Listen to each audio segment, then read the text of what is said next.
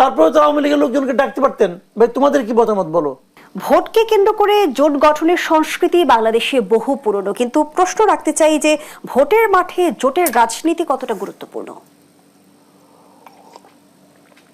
ভোটের মাঠে জোটের রাজনীতি খুব গুরুত্বপূর্ণ, কিন্তু খুবই গুরুত্বপূর্ণ। কারণ এটা হয় কি, ধরেন আমি হয়তো একা কিছু করতে পারবো না, কিন্তু আমার সঙ্গে যদি দুইজন লোক আসে একসঙ্গে হই আমরা, তাহলে হয়ে ভোট একসঙ্গে হবে। আমি একা একা ইলেকশন করলে হয়তো 300 আসনে 2টা আসন পাবো, কিন্তু যদি আমি আরেকজনকে সঙ্গে নেই তার ভোটটা আমার সঙ্গে যোগ হবে, তখন সেটা হয়তো 2টার জায়গায় হয়তো 10টা হয়ে যাবে। কাজে এরকম জোট তো আমাদের এখানে হয়, আগেও হয়েছে, অনেকবার হয়েছে। বিএনপির সঙ্গে জামাতের হয়েছে, আওয়ামী লীগের সঙ্গে জাতীয় পার্টির হয়েছে, বহুবার হয়েছে এরকম। এখন এবারও হবে, এবং হওয়াটাই স্বাভাবিক। ছোট দলগুলো এই ধরনের জোটের প্রতি খুব আগ্রহ হয়, কারণ কয়েকটা আসন তারা পাবে, হয়তো একা একা পেত না, জোট করলে পাবে।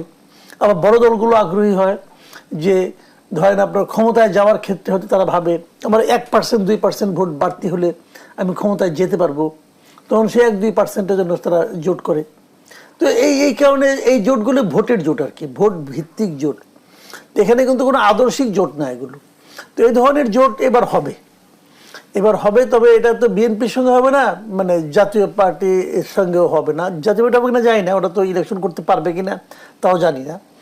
আর জামাতের সঙ্গে হবে হয়তো বা। আবার ছোট দলগুলো যারা আছে ওনারা বিভিন্ন জোটের সঙ্গে একীভূত হওয়ার চেষ্টা করবে, যে 2-1টা আসন যদি পাওয়া যায়। জোট এই মুহূর্তে ভোটে এটা মাঠে খুব ইম্পর্টেন্ট। ছোট দলগুলো হয়তোবা বড় দলের জনপ্রিয়তাকে কাজে লাগাতে চায়, কিংবা ছায়াতলে থাকতে চায়, সেই উদ্দেশ্যে হয়তোবা তারা জোট গঠন করে। এবার একটা সমস্যা আছে একটা, কিন্তু আমরা আরপিওতে যে পরিবর্তন দেখছি যে নিজ দলের প্রতীকেই তাকে নির্বাচন করতে হবে, এটা একটা সমস্যা। এই সমস্যাটা খুব জটিল সমস্যা। কিন্তু এই সমস্যা কিন্তু আসলে এই ভোট ভিত্তিক যে জোট আছে এটাকে কিছুটা হলে নিরুৎসাহিত করবে, আবার করবেও না। কোথাও করবে না আমি বলি আপনাকে, যেমন ধরেন বিএনপির সঙ্গে কেউ জোট করতে আগ্রহী হবে না। এই কারণে ধরেন বিএনপির সঙ্গে কেউ একজন জোট করলো, এখন যে জোট করলো তার একটা মার্কা আছে, বিএনপির একটা মার্কা আছে।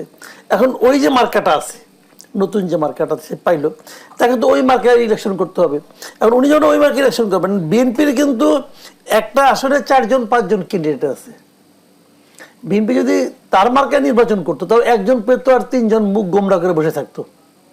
তো যখন যারা দেখবেন যে বিএনপি ওই আসনটা তার জোটকে ছেড়ে দিয়েছে, কিন্তু ওই লোক কিন্তু ধানের শীষ পায় নাই, অন্য একটা মার্কা নিয়ে আছে, তখন ওই যে বিএনপি যারা নাকি বঞ্চিত হতো তারা কিন্তু স্বতন্ত্র দাঁড়ায় যাবে, এবং তাদের ওখানে কিন্তু ভালো একটা ভোট ব্যাংক আছে। তখন বিএনপির সব ভোট ওই জোটের প্রার্থীকে ভোট দিবে, এমনটা আমি অন্তত মনে করি না। যে জোটের হিসেব নিকেশ অনেকাংশে পাল্টে যাবে, কিন্তু এটা ছোট দলগুলোর জন্য হবে না। ছোট দলগুলোর জন্য হবে না এরকম। ধরেন জামাতের মার্কাটা কিন্তু অতটা না। জামাত আবার একটু রেজিমেন্টেড দল, তো তারা যদি বলে দেয় যে তুমি হাত পাখাকে ভোট দাও, তো জামাতের লোক কিন্তু হাত পাখাকে ভোট দিবে। কিন্তু বিএনপি সেন্ট্রাল থেকে বলে দিলে বিএনপি লোকেরা তা করবে না। বিএনপির স্থানীয় যে লোক আছে, কারণ এই দলের প্রতি তো এই মাঠ পর্যায়ে পর্যন্ত এদের কেন্দ্রের অতটা নিয়ন্ত্রণ নাই। নিয়ন্ত্রণ থাকলে তখন চাঁদাবাজি থামাইতে পারতেছে না। তো কাজে ওইটা বিএনপির ক্ষেত্রে হবে না, কিন্তু জামাতের ক্ষেত্রে হবে। কাজে জামাত যেভাবে জোট করতেছে দেখতেছি আমি, যেমন মনে করেন 5-6টা দল নিয়ে তারা একত্রে যুগপৎ আন্দোলন করতেছে, এবং তারা যদি মাঝখানে একবার দেখলাম ওই জামাতের একজন লিডার বললেন তারা প্রয়োজনে 100 আসন ছেড়ে দিবেন। যদি 100 আসন ছেড়ে দেয়, ওই 100 আসনে জামাতে যে ভোটগুলো আছে এগুলো কিন্তু তার জোটের প্রার্থীরা পাবে, আমার ধারণা পাবে। ওরকম ইসলামী আন্দোলন অথবা আপনার খেলাফত মজলিস দেখলাম, ওরাও তো আছে জোটের, ওরাও কিন্তু এই ধরনের আমার মনে হয় পাবে। যদি স্বতন্ত্রদের নিয়ন্ত্রণ করতে না পারে, তাহলে আসলে জোট সঙ্গীরা সেই সুফল কি পাবে না। এবং বিএনপি স্বতন্ত্রকে নিয়ন্ত্রণ করতে পারবেও না, আমার যেটা অভিজ্ঞতা, পারবে না। যেটা নাকি আওয়ামী লীগও পারতো না। আওয়ামী লীগকে পারতো স্বতন্ত্রদেরকে নিয়ন্ত্রণ করতে, একটা মাত্র দল। 2024-এ না হয় স্বতন্ত্রদের উৎসাহ দেওয়া হয়েছে, এর আগে কি উৎসাহ দেওয়া হয়েছিল? হয়নি তো। তখনও তো আওয়ামী লীগের স্বতন্ত্ররা জিতছিল, যেটার মধ্যে আওয়ামী লীগ ছাড়া কেউ নাই। যেই জিতুক আওয়ামী লীগই জিতবে, এমন তো অনেক সময় হয়। যেমন ধরেন বিএনপির সঙ্গে ফাইট হচ্ছে, একজন দুর্বল প্রার্থীকে দল নমিনেশন দিয়ে দিল, তখন সবল প্রার্থী মনে করে যে আমি দাঁড়ালে তো আমি বিএনপিকে হারাতে পারতাম, এখন দুর্বলটাকে দিয়েছে সে তো হারাতেও পারবে না, তখন সে দাঁড়ায় যায়। কিন্তু যে আমি হারাই দেবো, তো এই ধরনের আকাঙ্ক্ষা। কিন্তু পরের দিকে তো মনে করেন মানে 2014 থেকে আর তো কোনো প্রার্থীও নাই রে ভাই, এক আওয়ামী লীগ। তখনও তো আওয়ামী লীগের লোকজন স্বতন্ত্র দাঁড়াইছে, ইউপি ইলেকশনে আওয়ামী লীগের লোকজন স্বতন্ত্র দাঁড়াইছে, যারা ইলেকশন তারা জিতছে, অনেকগুলো হয়েছে। কাজে এটা আওয়ামী লীগও থামাতে পারবে না, বিএনপিও থামাতে পারবে না। কারণটা হলো এদের যে দলের যে শ্রেণী চরিত্র, যেটা এই চরিত্রের কারণেই তারা পারবে না, তাদের মধ্যে ওই নিয়ন্ত্রণটা নাই দলের উপর। নতুন দলগুলো আসলে জোট গঠনের ক্ষেত্রে কি ভাবনায় রেখে জোট গঠন করতে যাবে? ওইটাই যে আসন পাওয়া নেই আর কিছু না। নতুন দল মানে কি এনসিপি কে কেউ জোটে নিবে কিনা আমার সন্দেহ আছে। কিন্তু রাজনীতির অঙ্গনে তো গুঞ্জন আমরা শুনতে পাচ্ছি যে বিএনপি জামায়াত দুই দলই এনসিপি কে, আমার মনে হয় না এটা আওয়াজ হতে পারে, কিন্তু এনসিপি কে নিবে বলে আমার, কারণ এনসিপি সত্যি কথা বলতে কি আমার মানে এনসিপি নিয়ে আমার এক সময় খুবই উচ্চ আশাবাদ ছিল, কিন্তু এনসিপি কে এখন আমার মনে হয় এটা বোঝা, এনসিপির এই বোঝা কেউ নিতে চাবে কিনা আমার কাছে মনে হয় না। কারণ তাদের নেতাদের যে আচরণ, যেরকম বেয়াদবি মানুষের সঙ্গে, মানে শুনেন ভাই, বাংলাদেশ একটা অদ্ভুত দেশ, কিন্তু এই দেশে আপনি সিনিয়রের সঙ্গে কি আচরণ করলেন, একটা বয়স্ক লোকের সঙ্গে কি আচরণ করলেন, এটা খুব গুরুত্বপূর্ণ, খুব গুরুত্বপূর্ণ। এদের যে অধ্যত্ত আপনি দেখেছি বিভিন্ন জায়গায়, তো এটা মানুষ এবং এনসিপির এখন পর্যন্ত আমরা দেখছি যে প্রতীক জটিলতাও কিন্তু কাটেনি। তারা যে কাজটা করতেছে, প্রতীকটা যে কাজটা করতেছে, আমরা নাহলে ইলেকশনই করবো না, তো করো না তুমি ইলেকশন। কিন্তু এই প্রতীক দিয়ে এ পর্যন্ত এই যে এতগুলি পলিটিক্যাল পার্টি আছে, কেউ এরকম করছে? একটা পার্টি বলেন, ওনাদের একটা পার্টি আছে, ওনাদের যে দিচ্ছে তিনটা অপশন, তিনটা মধ্যে একটা নেন আপনি, আমি নাহলে নিব না, করবো না। এটা তো বাচ্চাদের অভিমান, এই অভিমান তো ভাই চলে না, নাই এটা আমার তালিকার মধ্যে না, তুমি করতে নিবা তালিকায়, কিন্তু তোমার কথা অনুযায়ী আমাকে তৈরি করতে হবে। ইলেকশন কমিশন যদি ওর কথা অনুযায়ী ওখানে সাপটা ঢুকায়, ইলেকশন কমিশন থাকতে পারবে? তোর ইলেকশন কমিশন অন্য অন্য পার্টি কাছে কি জবাব দিবে? যে একটা পার্টি চাইলো আর তিনটা প্রতিবাদ, তখন ওনারা বলবো যে আমিও আরেকটা চাই, আমার এটা পছন্দ হচ্ছে না, আমি আরেকটা চাই। কয়টা দিবে সে? নিয়ম তো নিয়মই ভাই, তার নিয়ম মানবে না, আমার জন্য নিয়ম পয়দা করো, এগুলো হয় না রে ভাই, এই গায়ের জন্য গর্ত, এগুলো হয় না।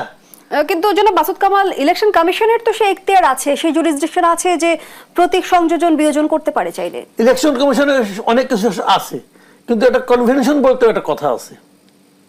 ইলেকশন কমিশন কি এর আগে গত 2-3 বছরে অথবা গত মানে 2-3 দশকে এই ধরনের কোনো কাজ করছে যে কোনো একটা পলিটিক্যাল পার্টির চাহিদা অনুযায়ী তারা নতুন প্রতীক সংযোজন করছে? পর্যন্ত করছে? তাহলে ওর জন্য আপনি কেন করবেন? এই প্রতীক তো মাহমুদুর রহমান মান্না চায় পায় নাই, সেখানে নিশ্চয়ই রাজনৈতিক বিতর্ক তৈরি হতে পারে। হবে তো, অনেক কিছু হবে। তাহলে কি রাজনৈতিক দলগুলো নিজেদের দলীয় স্বার্থকেই বড় করে দেখছে বলে আমরা এই মত পার্থক্যগুলো দেখছি? আমরা দেখলাম যে জুলাই সনদ বাস্তবায়ন প্রশ্নে গণভোটে বেশ ঐকমত্য হলো, কিন্তু গণভোটের সময় নিয়ে মত পার্থক্য তৈরি হয়েছে। সে সঙ্গে বেশ কিছু প্রশ্ন এসেছে যে গণভোট কিসের ভিত্তিতে হবে, বিষয়বস্তু কি থাকবে, আগের 3টি যে গণভোট হয়েছে সেই মডেলেই হবে কিনা। দেখেন, একটা জিনিস হলো কি, যে উনি যে কথাটা বললেন যে আসলে রাজনৈতিক দলগুলো না নিজের স্বার্থটাই দেখে, এখানে জনগণের স্বার্থটার তো কথা বলে, কিন্তু যেভাবে তার সুবিধা হবে তারা সেভাবে করতে চায়। একটা জুলাই সনদ আপনারা করেছেন, জুলাই সনদের কি হয়েছে না হয়েছে, এটা সবই ঠিক হয়েছে কি না হয়েছে, এগুলো নিয়ে অনেক আলাপ হতে পারে। এর সঙ্গে জনগণের কতটুকু মানে আপনার পছন্দ অপছন্দ আছে, জনগণের গুরুত্ব মূল্য দেওয়া হয়েছে কিনা, মতামতকে, সেটা নিয়ে আলোচনা হতে পারে। জাতীয় ঐক্যমত্য বলা হয়েছে, এটা কি আসলে জাতীয় ঐক্যমত্য হয়েছে? জাতি কতটুকু? জাতি বলতে কি বোঝা যায়? জাতি বলতে কি একটা বিরাট জনসংখ্যাকে আপনার হিসাবের বাইরে রাখলে ওটা জাতি থাকে? আর ওটা জাতীয় ঐক্যমত্য হয়? হয় না তো। আপনি ঠিক আছে, আপনি মানলেন যে আওয়ামী লীগের রাজনৈতিক কর্মকাণ্ড আপনি স্থগিত করছেন, নিষিদ্ধ তো করেন নাই, স্থগিত করছেন, ঠিক আছে, রাজনৈতিক কর্মকাণ্ড করলো না তারা, তারপরে তো আওয়ামী লীগের লোকজনকে ডাকতে পারতেন, ভাই তোমাদের কি মতামত বলো। কারণ আওয়ামী লীগ তো একটা বিরাট জনগোষ্ঠীর প্রতিনিধিত্ব করে, আপনারা শেয়ার করতে পারবেন। বহু লোক যারা আওয়ামী লীগকে ভোট দেয়, এখনো দেয়, আগামীতেও দিবে, তো ওই লোকগুলো কি করবেন? ওই লোকগুলোকে বলবেন যে তুমি এই দেশের নাগরিক না? ওই লোকগুলোকে বলবেন তুমি আজকের থেকে সেকেন্ড ক্লাস সিটিজেন? এটা বললে পৃথিবীর কেউ মানবে? তো তাদের মতামত কই এখানে? তাদের মতামত বাদ দেন আওয়ামী লীগের কথা। কিন্তু নিশ্চয়ই অবগত আছেন প্রধান উপদেষ্টা যেমনটি জিটিওকে দেওয়া সাক্ষাৎকারে জানিয়েছেন যে আওয়ামী লীগ একটি বৈধ দল, যে কোনো সময় তাদের রাজনৈতিক কার্যক্রম সচল হতে পারে, সেই সচল কি নির্বাচনের আগে হবার কোনো সম্ভাবনা আছে? ওনার কথা বাদ দেন, উনি যখন যেটা সুবিধা মনে হয় ওটা কয়, ওনার কথা বলে লাভ নাই। আমি ওনার কথা গুরুত্ব দিই না, সবাই যেতে পারেন, আমি দিই না। ওনারা যখন যেটা সুবিধা, এই লোক এই মুখ দিয়ে বলছে যে তার সরকারের আওয়ামী লীগকে নিষিদ্ধ করার কোনো ইচ্ছে, কোনো পলিটিক্যাল পার্টিকে নিষিদ্ধ করার কোনো ইচ্ছা নাই, উনি বলে নাই। কাজে ওনারা আলাপ বাদ দেন। আমি যেটা বলতে চাচ্ছি, জাতীয় পার্টিকে নিষিদ্ধ করছে, করে নাই তো। তো জাতীয় পার্টি প্রতিনিধি নাই কেন ওখানে? ওইখানে যে 35 দল আছে, আমি 35 দলের মধ্যে বলি মিনিমাম 20টা দল আছে। এই 20টা দলের সম্মিলিত ভোটও এই যে ক্ষয়িষ্ণু জাতীয় পার্টি তার সমান না, এটা আপনাকে আমি গ্যারান্টি দিতে পারলাম। জাতীয় পার্টি নির্বাচনে অংশগ্রহণ করতে পারবে কিনা সেই প্রশ্নের উত্তর পাইনি। আমি অন্য জায়গাতে, ওই জায়গা থেকে আপনি এই জায়গা থেকে সরেন না, আমি ফোকাসের মধ্যে থাকি, তারপর আপনি ভয় আলাপ করি। তো এখন এদেরকে ডাকছেন, আপনি ডাকেন নাই, তারপরে ঐক্যমত করছেন, 84টা পয়েন্টে আপনি একমত হয়েছেন, কিছু নোট অফ ডিসেন্ট আছে, মানলাম, আমি তাও মানতে রাজি আছি, ঠিক আছে। তাহলে একটা কাজ করছেন, পলিটিক্যাল পার্টিগুলি ঐক্যমত করছেন। এখন সেটার মধ্যে কি সমস্যা আপনাদের? বাস্তবায়ন কেমনে হবে? ঠিক আছে, তাও একমত হয়েছেন যে বাস্তবায়ন আপনি গণভোট দিয়ে করবেন। এখন গণভোটটা কবে করবেন এইটা নিয়ে আপনি মারামারি আরম্ভ করছেন কেন? এখন সমস্যাটা কি? গণভোট আজকে হলো যে কালকে, ওর পার্থক্যটা কি? সমস্যাটা কি? গণভোট কবে করবেন এটা বলতে যাচ্ছেন। আরেকজন বলতেছে গণভোট না করলে ইলেকশনই হবে না, ডিসেম্বর অথবা ফেব্রুয়ারি নভেম্বরে গণভোট করতে হবে। কিন্তু জামায়াতের সেক্রেটারি জেনারেল মিয়া গোলাম পরোয়ার যেমনটি বলেছেন, নির্বাচনের দিনে গণভোট আয়োজনের কোনো সুযোগ নেই। যারা জুলাই সনদের আইনি ভিত্তি দিতে চায় না তারাই গণভোটের নামে টালবাহানা করছে। আগে যারা করবে গণভোটটা করতে কত টাকা লাগবে?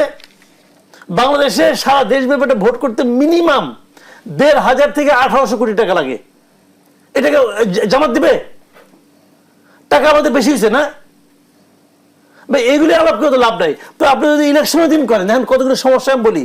ওই যে আগে হয়, আমি তখন প্রশ্ন করি যদি যে আপনি 3টা দিন আগে হয়েছে গণভোট, আপনি 2 সামরিক শাসক আল্লাহ বাদ দেন, বিএনপি যেটা করছে ৭৮ সালে, ওটা তো মনে করেন বিএনপি করছে, জিয়া রহমান করছে, উনি যখন সামরিক শাসক গায়ের জন্য দখল করছে ক্ষমতা, দখল করে কয়ে যে আমার আপনারা সবাই মানেন, মানছে সবাই। কিভাবে মানছে জানেন? ওই ভোটে ওই সময় আমার বয়স ছিল 17 বছর, আমিও ভোট দিয়েছি ওটার মধ্যে। ৭৭ ভোটের কথা বলছেন? হ্যাঁ, ৭৭। আমার বন্ধু বান্ধব সবাই আছে, চল যাই ভোট দিয়ে আসি। গেছি, স্কুলের টিচার ছিল, ওই তোরা কেন আসিস? আমি ভোট দিতে চাইছি, ওই দে দে দে, আমাদের ভোট আগে গেছে, একজন 2-3 করে মারছি। তখন আমি বয়স কম, তখন আমার 17 বছর বয়স মাত্র, পোলাপান আমি তখন ভোটার হইনি রে ভাই। তো এখন বলবে যে তাহলে তুমি তো অন্যায় করছো। হ্যাঁ, অন্যায় করছি, তখন তো মানে 17 বছর বয়স আমি করছি অন্যায়। এটা আমার মতো অনেকেই করছে, অনেক ক্লাস 7 পোলাপান ভোট দিছে। তখন তো আমরা শুনছি এটা হাসাহাসি হয়েছে, কোনো কোনো জায়গায় নাকি 100% বেশি হয়ে গেছে, ভোট হয়ে গেছে। এরকম তো হয়েছে। 77-এর পরে 85 হলো, 85 শেষ করছে, একই ফরম্যাটে করছে, ওগুলি কোনো অর্থহীন। কিন্তু 91-এ যেটা গণভোটটা হলো, দ্যাট ওয়াজ জেনুইন গণভোট। অনেকে বলে যে আনুষ্ঠানিকতা ছাড়া আর কিছুই ছিল না। গণভোটের এই বিতর্ক কি এবারের গণভোট ছাপাতে পারবে কিনা, আমি সেই প্রশ্নটি আপনার কাছে রেখে যাচ্ছি। ডক্টর মোহাম্মদ মিজানুর রহমান, নির্বাচনের বাকি আর মাত্র 4 মাস। এখন আমরা দেখছি নির্বাচনের পদ্ধতি নিয়ে রাজনৈতিক অঙ্গনে বিতর্ক দেখা যাচ্ছে। রাজনৈতিক দলগুলো ভিন্ন ভিন্ন অবস্থানে রয়েছে। নির্বাচনের ক্ষেত্রে প্রতিবন্ধকতা সৃষ্টি করছে কি? হ্যাঁ, এই কথা ঠিক। এখন তো আমরা এই যে সামনে নির্বাচনের জন্য সব রাজনৈতিক দলগুলো যেমন আমরা প্রস্তুতি নিচ্ছি, সরকারও নিচ্ছে, কিন্তু নির্বাচন যত কাছে আসছে, আমি যেটা আগেও বলেছি যে আমাদের এই রাজনৈতিক দলগুলোর মধ্যে যে বৃহত্তর ঐক্য ছিল, সেই ঐক্য ফাটল ধরছে শুধুমাত্র যেনতেনভাবে ক্ষমতায় যাওয়ার ব্যাপারটা নিয়েই এখানে প্রাধান্য পাওয়া হচ্ছে। আপনি যদি দেখেন যে সম্প্রতিকালে সেনাবাহিনীর মধ্যে কিছু ব্যক্তিকে সেনা হেফাজতে নেওয়া এবং তাদের বিচারিক প্রক্রিয়া এবং সোশ্যাল মিডিয়ায় তাদেরকে নিয়ে একটা বড় ধরনের মানে গুজব রটনা করা হচ্ছে, এটা একটা দিক। আবার আপনি যদি দেখেন এই যে আমাদের নতুন যে রাজনৈতিক দল এনসিপি, তারাও এখানে বলছে যে তাদের একটা প্রতীক শাপলা, যেটা এখানে আলোচনা আসছে, যে এটা না হলে তারা নির্বাচন হতে দেবে না। আবার আজকে আপনি যদি দেখেন যে জামাত ইসলাম, তাদের একজন শীর্ষ নেতা, তিনি বলছেন যে এই যে উপদেষ্টা যারা আছেন তাদের কল রেকর্ড নাকি তার কাছে সংরক্ষিত আছে, এটা ফাঁস করে দিবেন। এই ধরনের তিনি বলেছেন যে কোনো রাজনৈতিক দলের নাম না উল্লেখ করে তিনি বলেছেন যে কোনো কোনো উপদেষ্টা একটি রাজনৈতিক দলের হয়ে ষড়যন্ত্রে লিপ্ত এবং তাদের যে কথোপকথন সেটা রেকর্ড তার কাছে আছে। এই ধরনের একটি রেকর্ড তো করার কোনো সুযোগ আইনগতভাবে নাই, কোনো ব্যক্তির নাই, সরকারেরও নাই। আপনার সাথে আমার কথা হতে পারে, সেই কল রেকর্ড তো আপনি সংরক্ষণ করতে পারবেন, প্রকাশ্যে কথা ধন্যবাদ বলতে জানাচ্ছি পারবেন ডাক্তার না। মোহাম্মদ মিজানুর রহমান। জনাব মাসুদ কামাল, যেমনটি জামায়াতের নায়েবে আমির আব্দুল্লাহ মোহাম্মদ তাহের অভিযোগ করলেন যে কোনো উপদেষ্টা একটি রাজনৈতিক দলের হয়ে ষড়যন্ত্রে লিপ্ত। বেশ কিছুদিন ধরে রাজনৈতিক অঙ্গনে আবার উপদেষ্টাদের সেফ এক্সিট নিয়েও নানামুখী আলোচনা চলছে। আমরা যেমনটি জানি যে প্রথম সেফ এক্সিটের ঘটনাটি ঘটেছিল 1975 সালে। রাজনৈতিক বিশ্লেষকরা এমনটিই বলে, ইন্ডেমনিটি অধ্যাদেশ জারি হয়েছিল সে সময়। 75 থেকে 25 সেফ এক্সিট এখনো কেন রাজনীতিতে আলোচনায়? এই জন্যই আলোচনা যে যখন যারা দায়িত্ব পায়, সরকারে যারা দায়িত্বে যান, তারা যে সেখানে দায়িত্বের বাইরেও নিজেদের স্বার্থের জন্য কিছু একটা করেন। এই যে করেন, এটা নিয়ে পরবর্তী সময়ে পরবর্তী সরকার যেটা আসে, তাদের কাছে তাদের জবাবদিহিতার মুখে পড়তে হয় এবং তারা ভয় পায় তাদেরকে না আবার বিচারের কাঠগড়ায় দাঁড় করায়। এই জন্য তারা আগেই যাওয়ার আগেই ওই দল অথবা যারা ক্ষমতাবান আছেন তাদেরকে রিকোয়েস্ট করে যে আমাদের একটা, আপনাদের এই সুবিধা পাওয়া দেয়, আমাদের একটু সেফভাবে বের হতে দেন। যেমন আমরা দেখেছি যে 111-এর সময় যারা ছিল, মইনুল আহমেদ বলেন, ফখরুদ্দিন আহমেদ বলেন, মাসুদুদ্দিন চৌধুরী বলেন, এদের সবাই তো আওয়ামী লীগ সরকার ওই শর্তে দিয়েছিল, তোমরা আমাদের হেল্প করো, আমরা তোমাদেরকে হেল্প করব। এখানেও তাই হচ্ছে, তোমরা আমাদের হেল্প করো, আমরা তোমাদের হেল্প করব, অথবা আমরা তোমাদের হেল্প করছি, তোমরা আমাদের হেল্প করিও। এইটাই কিন্তু হচ্ছেই। এটা তো নাহিদ ইসলাম স্পষ্টই বলছে যে পলিটিক্যাল পার্টি লিডারদের সঙ্গে লিয়াজও করতেছে। তাহলে ওরা কোন পার্টির কাছে যাবে? ওরা কি গণফোরামের কাছে যাবে নাকি? গণফোরামে যাওয়ার ক্ষমতা যাওয়ার কোনো চান্স নাই। যারা ক্ষমতা যাওয়ার চান্স আছে তাদের কাছেই যাচ্ছে, যোগাযোগ করতেছে, যোগাযোগ হচ্ছে। আজকে তো তাহের সাহেব বললো যে তাদের অন্য একটা দলের লোকজনকে নিয়ে, একদিন কিন্তু উনি কিছু বলে নাই, কারণ একদিন তো ওনার লোক ছিল। যে অন্য দলের লোক আসছে, তখন তার মাথা খারাপ হয়েছে যে অন্য দলের লোকটা দলীয়ভাবে করতেছে।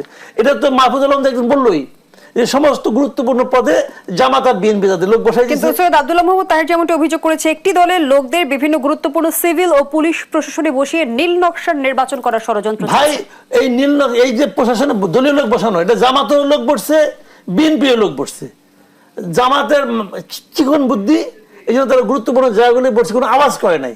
বিএনপির মোটা বুদ্ধি, ওরা এখানে বসাইছে, আগাবাজি করছে, এগুলি করে ধরা গেছে। ঘটনা তো এটাই। এটা তো মাহফুজ আলম সরাসরি বলছে যে বিএনপি জামাত সব ভাগাভাগি কারাকারি করে দুই দল প্রশাসনের লোকজন বসিয়েছে। তো হয়েছে এটা। একদিন উনি বলেন নাই কেন? একদিন ওনার গায়ে লাগে নাই। এখন যখন একটা গুরুত্বপূর্ণ জায়গায় বিএনপির লোক বসছে, তার মাথা খারাপ হয়ে গেছে, সেগুলি বলে। যখন তার লোক বসছিল তখন তো কিছু বলে নাই। যখন ঢাকা ইউনিভার্সিটি ভিসিতে পড়লো, সেটা জামাতের লোক, সে অস্বীকার করতে পারবে? তখন তো কিছু বলে নাই। তখন তো বলে নাই যে কেন একটা দলীয় লোককে নিয়ে ভিসি বানানো হলো। এই অভিযোগের পেছনে রয়েছে স্বার্থের দ্বন্দ্ব। অবশ্যই, যার যার দলীয় স্বার্থের দ্বন্দ্ব বলেন, ব্যক্তি স্বার্থ, দলীয় স্বার্থ। ভাই এই দেশের সাধারণ মানুষের কোনো মুক্তি নাই, এগুলো সত্য কথা। এই দেশের সাধারণ মানুষ এই রাজনৈতিক দলগুলোর যে মানে আপনার সংকীর্ণ স্বার্থ চিন্তা, তার কাছে জিম্মি হয়ে আছে। এই দেশের মুক্তি আমি দেখি না।